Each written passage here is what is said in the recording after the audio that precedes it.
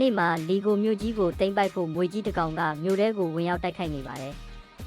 ပြည်သူတွေလည်းထိတ်လန့်တကြားပြေးလွှားနေပါတယ်တချို့လည်းတိုက်တွေပြိုပြီးတော့ဒဏ်ရာရသူတွေအများအပြားရှိနေပါတယ်မြို့ကြီးလည်းအများအပြားပြိုပျက်စီးသွားပါပြီလီကိုနင်ဂျာအဖွဲ့လည်းအရေးပေါ်အစည်းအဝေးခေါ်ယူပြီးမွေကြီးကိုနှိမ်နှင်းဖို့ရဲရင်ထက်မြက်တဲ့လီကိုနင်ဂျာအမဲရောင်ကိုဆေလွတ်လိုက်ပါတယ်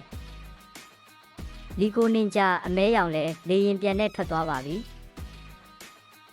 ကျန်တဲ့လီကိုနင်ဂျာတွေကမြို့ထဲမှာပိတ်မိနေတဲ့သူတွေဒဏ်ရာရတဲ့သူတွေကိုကယ်တင်ဖို့လှုပ်ဆောင်နေပါတယ်လီကိုနင်ဂျာအမဲရောင်လေးဟာမွေကြီးနေတဲ့တောင်ပေါ်ကိုရောက်သွားပြီးမွေကြီးကိုစတင်တိုက်ခိုက်ပါတော့တယ်